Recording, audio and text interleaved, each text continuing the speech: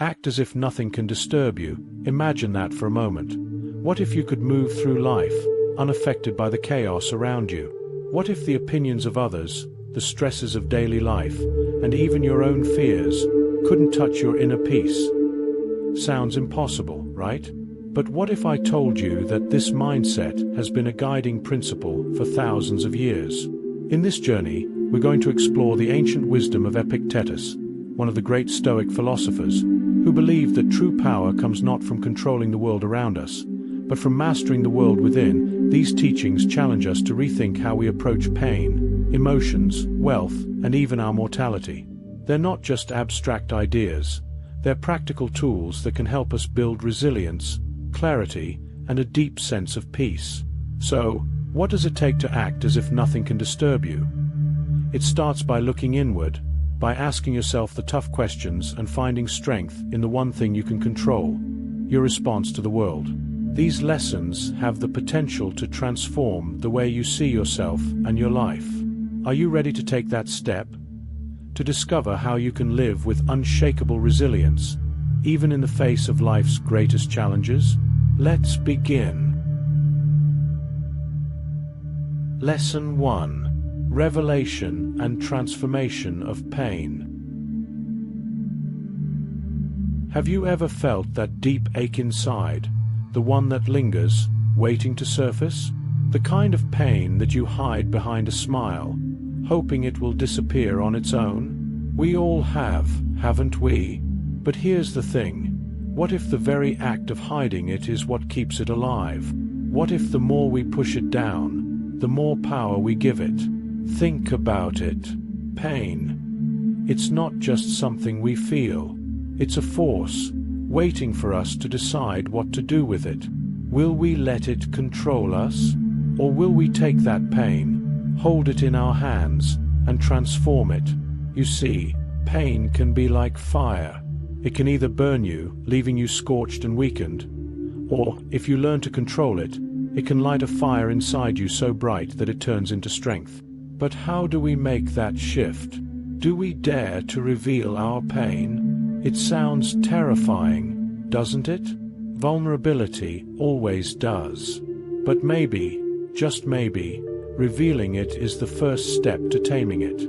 Or perhaps you think it's better to keep it hidden. After all, some would say that keeping our struggles locked away makes us stronger, less exposed to the world. But then, are we truly free if we're weighed down by the very thing we're trying to ignore? Now, here's another question for you. How often do we encounter people who seem to enjoy seeing us suffer? You know who I'm talking about. Those who take a certain satisfaction in our struggles. It's almost like they feed off it. But let me ask you this. Should we give them that satisfaction? What if, instead of letting them see our pain, we showed them our transformation? What if, instead of breaking down, we used that pain to build ourselves back up stronger than ever? So, I ask you again, what will you do with your pain? Will you let it define you, or will you redefine it? Lesson 2. Active listening and wisdom in silence. When was the last time you truly listened? I mean, really listened, without waiting for your turn to speak, without the noise of your thoughts interrupting? It's rare, isn't it? In a world filled with constant chatter, listening has become almost a lost art. But what if I told you that there's power in silence? Think about it for a moment. The next time you're in a conversation, instead of rushing to respond, pause. What do you hear? There's a depth that only reveals itself when you stop to truly listen, not just to others, but to yourself. Could it be that the wisdom we seek isn't always in the words we speak, but in the spaces between them? Epictetus believed this. He taught that in silence we find strength, and that by listening more than we speak, we open ourselves to a deeper understanding of the world around us. But why is it so hard to be silent? Why do we feel the need to fill every empty space with words? Maybe it's fear. Fear of not being heard, fear of seeming weak, or perhaps fear of what we might discover in that silence. But what if that silence is where real wisdom lives? What if by quieting our minds, we find answers to questions we didn't even know we had? Let me ask you this. How often do we miss the truth because we're too busy trying to be heard? Imagine how much we could learn if we embraced the silence, if we listened not just to the words, but to the intention behind them, the emotion beneath them. What would happen if we spoke only when our words added real value? Isn't there a certain peace in that thought? That by listening more, we gain more insight, more connection, more clarity. Could it be that silence is the gateway to true wisdom? The next time you find yourself in a conversation, try it. Listen without the need to respond. Let the silence do the talking for you. And in that stillness, who knows, you might just find the answers you've been searching for. Lesson 3. Emotional Mastery. Have you ever found yourself overwhelmed by emotions you couldn't control? A single word, a glance, or a situation that sends your mind spiraling, leaving you feeling powerless? It happens to all of us. But here's a thought. What if we didn't have to live that way? What if, instead of being swept away by our emotions, we could learn to control them, to hold the reins? Imagine this. You're in the middle of an argument. Your heart is racing, your anger is building, and all you want to do is react. But what if, instead of reacting, you paused? What if you took a breath and chose how you wanted to feel, how you wanted to respond? Wouldn't that be powerful? Epictetus believed that our power lies not in controlling the world around us, but in controlling how we respond to it. Think about that for a second. The world will always throw challenges at us. People will always do things that irritate us, disappoint us, or hurt us. But we get to decide what we do with those emotions. Have you ever noticed how some people seem calm, no matter what's happening around them? How do they do it? They've learned that emotional mastery is not about suppressing feelings, but about understanding them, about taking a step back and asking, does this deserve my energy? Does this deserve my peace? It's easy to let someone else's actions dictate your mood, isn't it? One negative comment, and suddenly your entire day is ruined. But what if you chose not to let that happen? What if, instead of giving away your power to every passing emotion, you decided to be the one in control? Wouldn't that feel liberating? So, how do we begin to master this? It starts with recognizing that we are not our emotions. They're temporary, fleeting. The next time you feel anger rising or sadness creeping in, ask yourself, is this how I want to feel? Is this worth holding on to? What if, in the moments when emotions feel the strongest, we could be the calm in the storm? What would that change about the way you live your life? Imagine the strength in that. To remain steady, no matter what chaos surrounds you. So, the question remains, will you be the master of your emotions, or will you let them master you? The choice is always yours. Lesson 4. Acceptance of the worst and resilience. What's the worst thing that could happen? Seriously, think about it for a moment. What's the one thing you fear most? The outcome that keeps you awake at night? We all have something. A failure, a loss, a moment where everything we've worked for falls apart. It's terrifying, isn't it? But here's the question. What if you accepted that it could happen? Epictetus taught that peace doesn't come from avoiding our worst fears, but from facing them head-on. Imagine how different life would be if, instead of running from uncertainty, we embraced it. Think about it. What if, instead of fearing the worst, we made peace with it? Now, I'm not saying this is easy. It's human nature to resist the things that scare us. But when we avoid them, we give them power. The more we fear something, the more it controls us. So, let's flip that around. What if we took that power back? Imagine you're standing on the edge of a cliff, looking down at the unknown. What if, instead of stepping back, you stood tall and said, "If I fall, I fall. But if I don't, what could I achieve?" In accepting the worst, you free yourself from the fear of it. And when fear no longer controls you, what's left? Resilience, strength, peace. Now ask yourself, how much energy have you spent trying to avoid what might never happen? How much have you missed out on because the fear of failure, the fear of rejection, the fear of the unknown kept you frozen? But what if you accepted it? What if you welcomed it, knowing that no matter what happens, you'll survive it? It's a hard truth, but everything in life is uncertain. Tomorrow is never guaranteed. So why not make peace with that? Why not choose to find peace, even in the worst-case scenario? Think about the freedom that comes with that. If you can accept the worst, then nothing has the power to shake you. The world can throw whatever it wants your way, and you'll stand there unshaken because you've already made peace with it. It's not about hoping for the best, but preparing for the worst and knowing you'll be okay either way. So, I'll ask you, what's the worst that could happen? And if it did, would you let it break you? Or would you use it to build a deeper, unshakable peace within yourself? Lesson 5. The value of simplicity.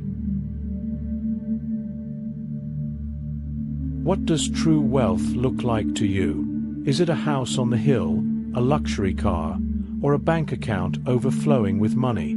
That's what we're taught to believe, isn't it? That more is always better. But here's a question. What if we've got it all wrong? What if true wealth has nothing to do with what we own, and everything to do with how simple our lives are? Epictetus, like many of the Stoics, believed that simplicity is the key to true freedom. Think about it. The less you have, the less you have to worry about, right? But we live in a world that's constantly pushing us to want more. More stuff, more status, more recognition. And yet, the more we acquire, the more we seem to be weighed down by it all. So let me ask you, when was the last time you felt light, truly light, like you didn't have anything dragging you down? Was it when you bought that new gadget? Or was it during a quiet moment, when the world fell away and all you had was peace? What if that's where real wealth lies? It's counterintuitive, isn't it? We're taught to believe that accumulating things will make us happy. But how often does it actually work? How often do we chase something new, only to feel empty once we have it? Could it be that simplicity, owning less, wanting less, is what truly fills us? Here's something to think about. Every possession we have demands our attention, our time, our energy. The more we own, the more we have to manage. But imagine living a life where you're free from that weight, where you wake up each day and know that nothing external has power over your peace. Wouldn't that be liberating? Look around you. How much of what you have brings true joy and fulfillment?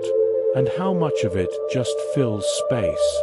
What if, instead of adding more, we focused on having less, but better? Simplicity doesn't mean living in poverty or deprivation. It means living with intention. It means making room for the things that truly matter: love, connection, experiences, and, most importantly, peace of mind. So, the question becomes, what are you willing to let go of to find that peace? Can you strip away the excess and focus on what truly brings you joy? Because in the end, true wealth isn't measured by how much we have, but by how little we need. And when we need less, we're free to focus on what really counts. Imagine the freedom in that. What would it feel like to live a life of simplicity, where nothing owns you and you're free to just be? Lesson 6. Humility and acknowledgement of ignorance. When was the last time you admitted you didn't know something? Think about it for a second. In a world that values certainty and confidence, how often do we dare to say, "I don't know"? It feels uncomfortable, doesn't it? We're taught to always have the answers, to be strong, knowledgeable, in control. But here's something to consider. What if real strength isn't in knowing everything, but in admitting when we don't? Epictetus believed that humility is one of the greatest strengths we can possess. Not the kind of humility that lowers our self-worth, but the kind that opens us up to growth. Because when you acknowledge that you don't have all the answers, you make space for learning, for wisdom. How can we grow if we believe we already know everything? Think about the times in your life when you felt stuck. Could it be that it wasn't because you lacked the right information, but because you were unwilling to admit you needed help? What if our unwillingness to embrace humility is what keeps us from moving forward? Now, let's be honest. Admitting ignorance is hard. It can feel like weakness, like vulnerability. But what if, instead of seeing it as a flaw, we saw it as a doorway to learning, to new possibilities, to wisdom? After all, the wisest people are the ones who never stop asking questions, who never stop admitting there's more to learn. But here's the thing, humility requires courage. It means facing the fact that we're not perfect, that we don't have all the answers, and that's okay. Isn't that freeing, in a way, to know that we don't have to be right all the time, that we're allowed to not know, and in that not knowing, we become more open, more curious, more alive. So, let me ask you this. Are you willing to let go of the need to always be right? Are you willing to embrace the idea that humility is not a weakness, but a path to true strength? Think about the last time you learned something new. It probably started with a moment of humility, a moment where you said, "I don't know, but I want to understand." What if we lived our lives like that more often? What if we saw each day as an opportunity to admit our ignorance and grow because of it? The truth is, we don't have all the answers, and that's okay, because the more we accept that, the more we allow life to teach us. And isn't that where real wisdom comes from? From being open, from being humble enough to say, "Teach me, I'm ready to learn." Lesson 7. Care with wealth and fortune.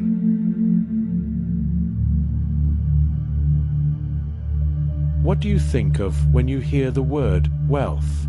Does your mind immediately go to money, luxury, status? It's natural.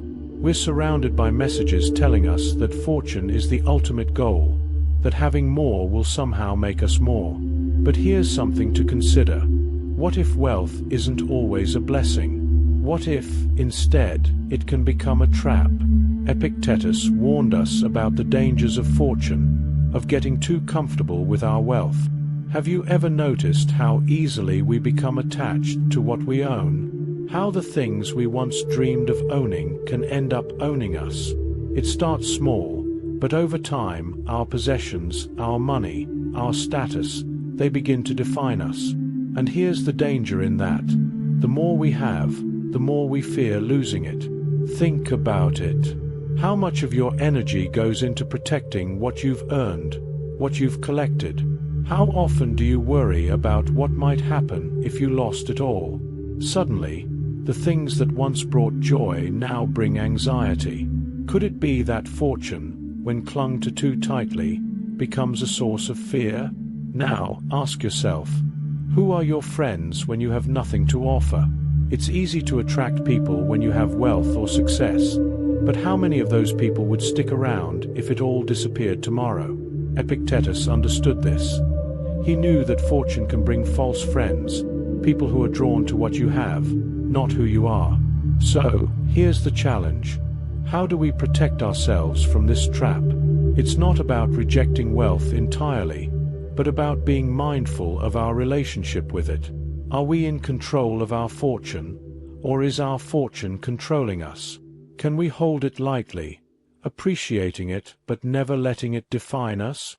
Imagine the freedom in that. Imagine not being bound by the fear of losing what you have, knowing that your value isn't tied to your wealth or your status. True strength comes from being able to walk away from it all, to know that you could lose everything tomorrow and still be at peace. Could you do that? And think about your relationships. Who are the people who truly matter in your life? The ones who lift you up, regardless of your wealth or success. These are the people who see you for who you are, not for what you have. Wouldn't it be better to nurture these kinds of connections, instead of those based on superficial gain? So, I leave you with this question. Is your fortune a source of strength or a source of fear? And if it's the latter, what are you willing to let go of, to find that freedom, that peace, that no amount of money can buy? Lesson 8. Diversification of dreams. How many dreams do you carry with you right now? Just one? Two? Maybe you've placed all your hopes in a single goal, a single aspiration. But what happens if that dream slips away? What if the thing you've worked so hard for crumbles before you can reach it? It's a scary thought, isn't it? But here's the real question. Why put all your hope into just one dream? Epictetus believed that true resilience comes from diversifying our dreams, not tying ourselves to one single outcome, but instead cultivating multiple hopes, multiple goals. Why? Because when we anchor our happiness to just one thing, we're setting ourselves up for heartbreak. Think about it. If everything you want, everything you're working for, is tied to a single dream, what happens if that dream fades away? Now, let me ask you this. What would happen if, instead of holding on tightly to just one hope, you allowed yourself the freedom to dream of many things? What if you didn't see failure as the end of the road, but just a step toward a different path, a new possibility? Wouldn't that make you more resilient? It's easy to become obsessed with one goal. We tell ourselves, if I can just achieve this one thing, I'll be happy.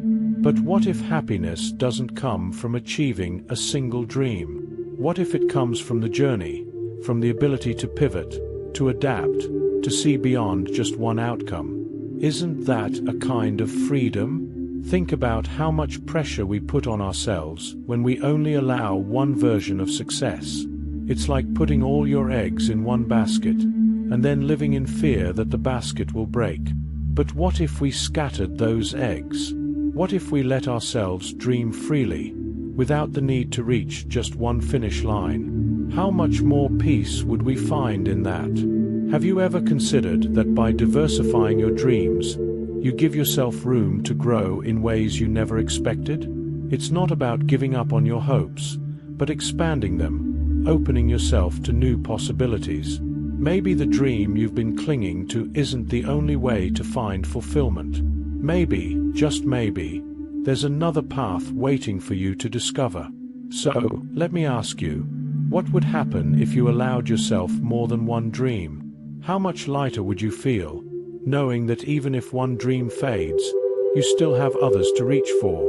The truth is, life rarely goes exactly as planned. Dreams shift, paths change. But that doesn't mean you're lost. It just means you have more to explore, more to become. Could it be that the key to true resilience is not in holding tight to one dream, but in the freedom to dream many dreams? So, I leave you with this thought. Don't limit yourself to one hope. Scatter your dreams like seeds, and let them grow in unexpected places.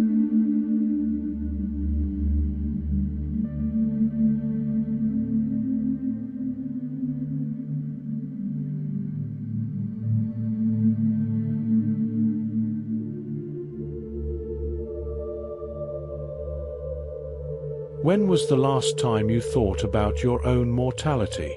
It's not something we like to dwell on, is it? But what if thinking about death isn't as dark as it seems? What if, instead, it's the key to truly living? Epictetus, like many of the Stoics, believed that remembering our mortality isn't morbid, it's empowering. Why? Because when we acknowledge that life is finite, it forces us to focus on what truly matters. Let me ask you, how would you live differently if you knew tomorrow wasn't guaranteed? We spend so much of our time on distractions, chasing things, holding grudges, getting caught up in the noise of life. But in the grand scheme of things, how much of it really matters? What if you could use the awareness of your mortality as a guide? What if, instead of fearing the end, you used it to shape your priorities? Imagine waking up every day with a deep sense of what's important, with clarity about the things that truly bring meaning to your life. How much of your current stress would fade away if you focused on what matters most? The Stoics had a practice, memento mori, remember you must die, not to live in fear, but to live with intention. If today were your last, would you be proud of how you spent it? Would the things that stress you out right now still matter, or would they seem insignificant in the face of eternity? Think about the relationships in your life. How much time do we waste on petty arguments, holding on to resentments that, in the end, don't matter? If we remembered that time is limited, would we still choose anger over connection? Would we still let pride get in the way of forgiveness? Now, what about your dreams? How long have you been putting them off, telling yourself, I'll do it someday? But what if someday never comes? What if today is the only day you're guaranteed? Would you keep waiting, or would you start living those dreams now? Mortality isn't something to fear, it's something to embrace. Because in remembering that our time here is limited, we gain a clearer sense of what's worth our time, our energy, our love. Imagine the freedom that comes from knowing you have nothing to waste, that each moment is precious. How much more fully would you live if you embraced that truth? So, I ask you, what would change if you lived with a constant awareness of your mortality? What would you stop worrying about, and what would you start doing? In the end, our mortality isn't the enemy. It's our greatest teacher, and if we listen to it, it can guide us to a life that's not just lived, but lived well. The question is, are you ready to face it? Are you ready to live as if every moment counts? Because the truth is, it does.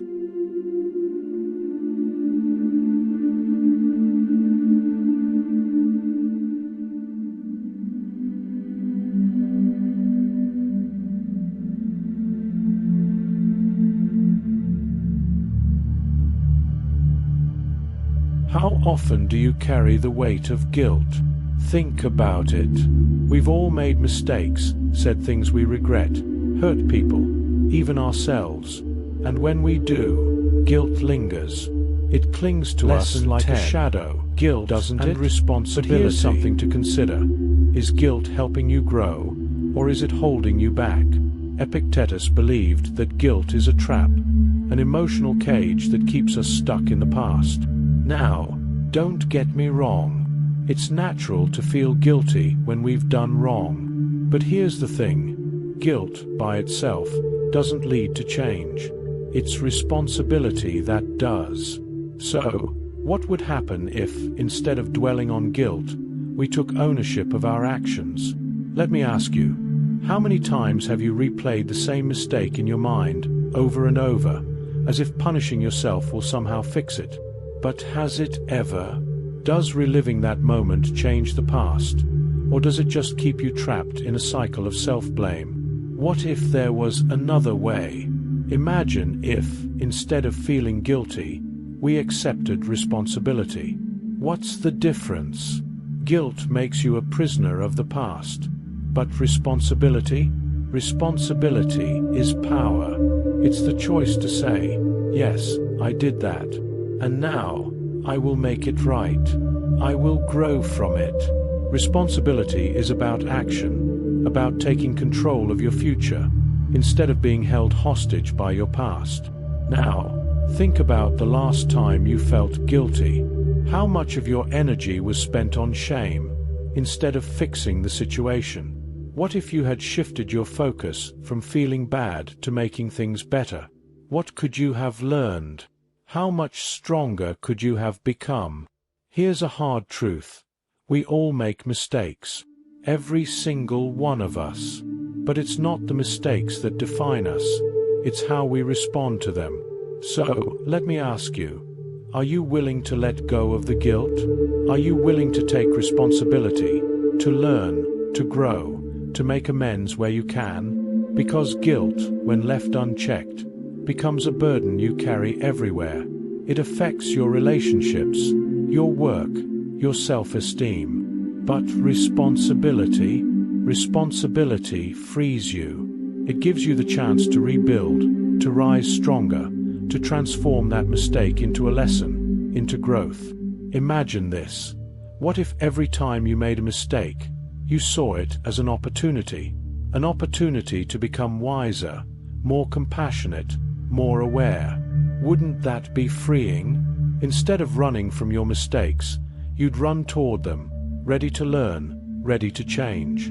What if guilt wasn't the end of the story, but the beginning of something new? So, I ask you, are you ready to stop letting guilt control you? Are you ready to take responsibility for your life, to turn every mistake into a stepping stone? Because the truth is, guilt won't help you grow. But taking responsibility, that's where real transformation happens.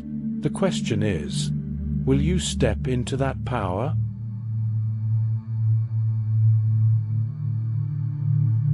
Lesson 11. True friendships.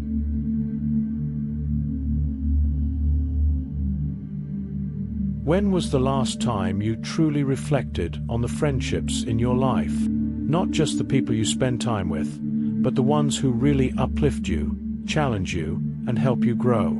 True friendship is rare, isn't it? Yet we often settle for relationships that drain us, that don't reflect the kind of life we want to lead. But what if we stopped settling? Epictetus believed that the company we keep can either elevate or diminish us. Think about it. Who do you surround yourself with? Are they the people who encourage your growth?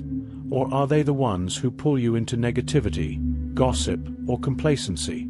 It's an uncomfortable question, but an important one. How much of your life is shaped by the people around you? We all want to belong, to feel connected.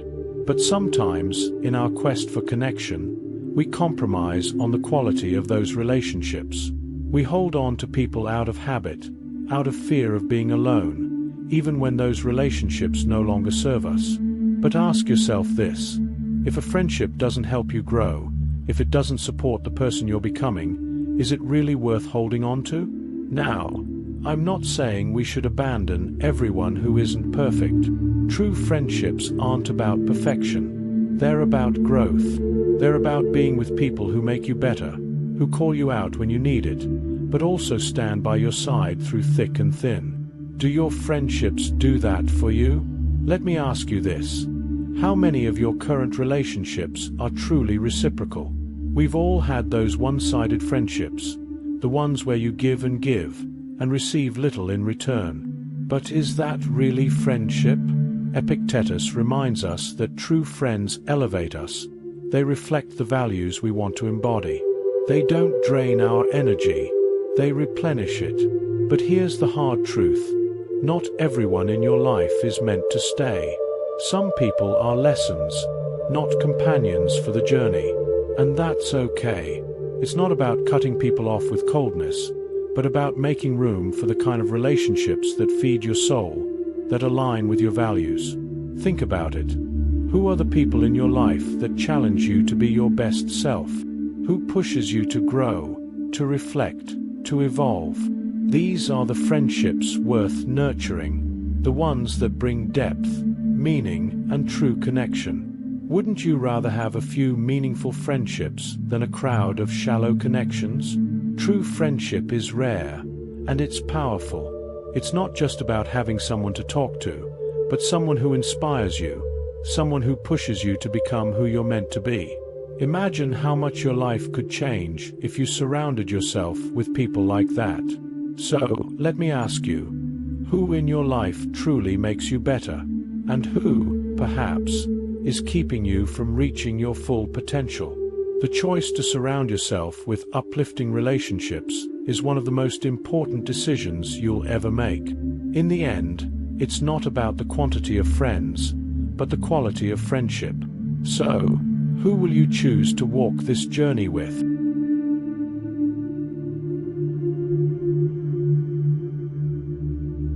Lesson 12. Control of reactions.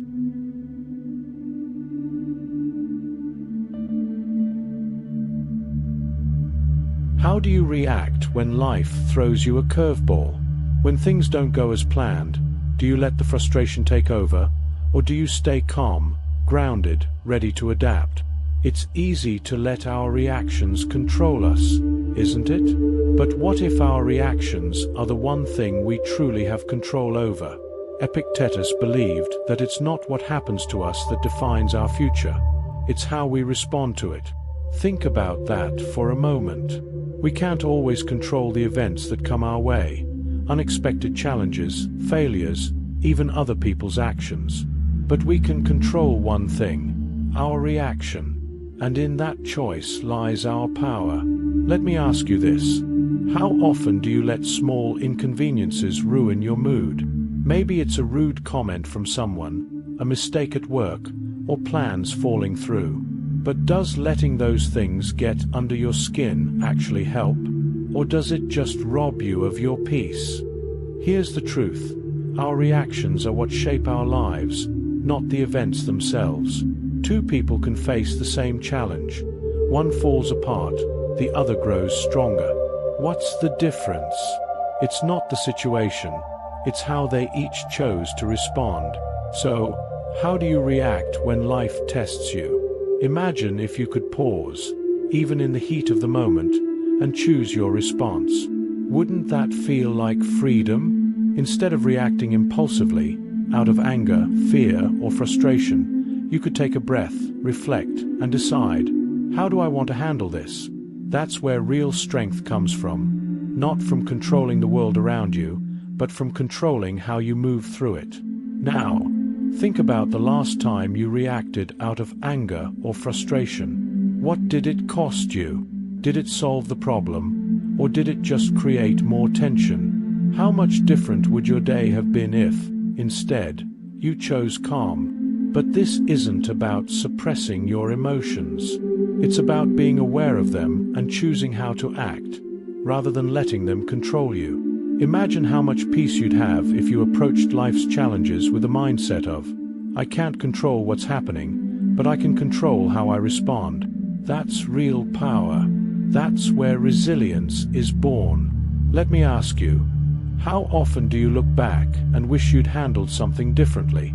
What if, the next time life throws something unexpected your way, you paused? What if you didn't react immediately, but gave yourself a moment to breathe, to think, and then respond with intention? The truth is, we can't avoid challenges, but we can choose how we face them. And in that choice, we find our greatest strength. So, the next time you're faced with adversity, ask yourself, how will my reaction shape what happens next? Because in that moment, your future is in your hands. The question is, will you let your emotions control you, or will you take control of your emotions?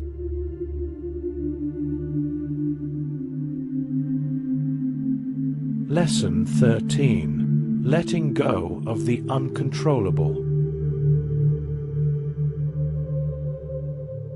How often do you stress over things you can't control? Be honest with yourself.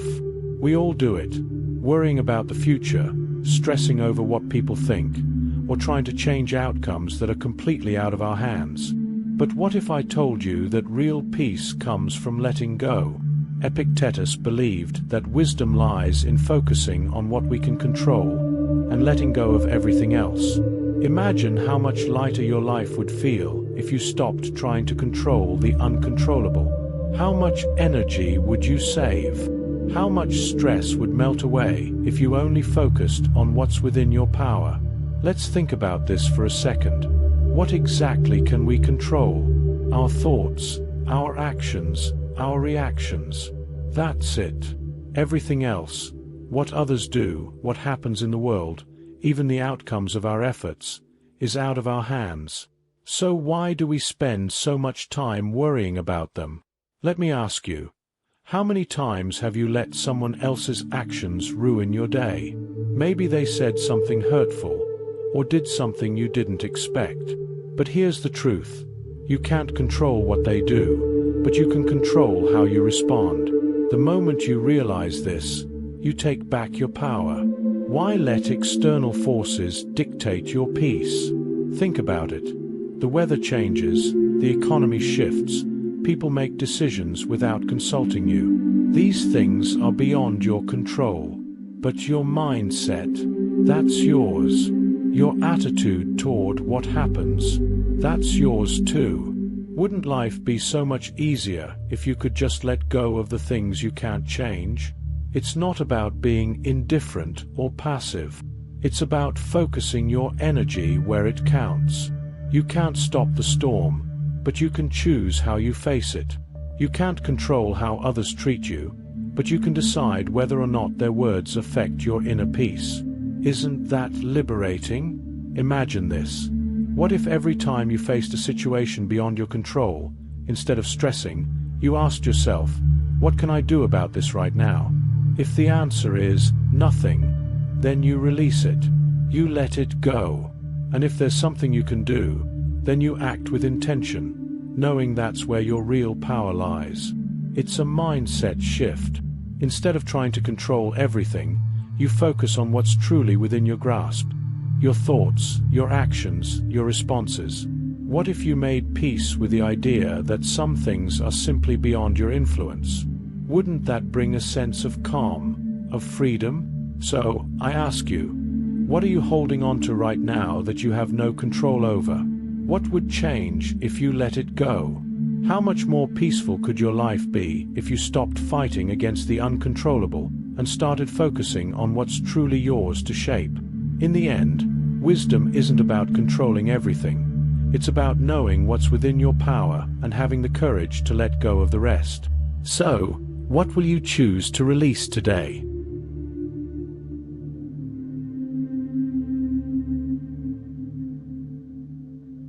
As we wrap up, I want to leave you with this thought. True peace and resilience don't come from changing the world around you, but from changing how you respond to it. The wisdom of Epictetus has shown us that we have the power to choose how we face life's challenges, how we control our emotions, and how we shape our future. Now, it's up to you to put these teachings into action. If you found these insights helpful, don't forget to hit the like button and share this video with someone who might need it. Subscribe to the channel and click the bell so you don't miss out on any new videos that will help you live with more clarity and purpose. And here's the fun part. I want to hear from you. What resonated with you the most? Was it learning how to control your reactions, embracing simplicity, or accepting life's uncertainties? Drop a comment below and let me know what stuck with you, because your journey is just as important as mine. Now, if you're ready to dive even deeper into Stoic philosophy and make these teachings a part of your everyday life, I've got something special for you. I'm promoting Epictetus's classic work, the Enchiridion, which distills all these life-changing ideas into a simple, powerful handbook. It's incredibly affordable on Amazon, and I've linked it in the first pinned comment. You don't need to spend much to access ancient wisdom that has the potential to transform your life. So, if you're ready to take the next step toward living with more resilience, peace, and control, grab your copy of the Enchiridion now. And remember, it's not the price that matters, but the value you get from it.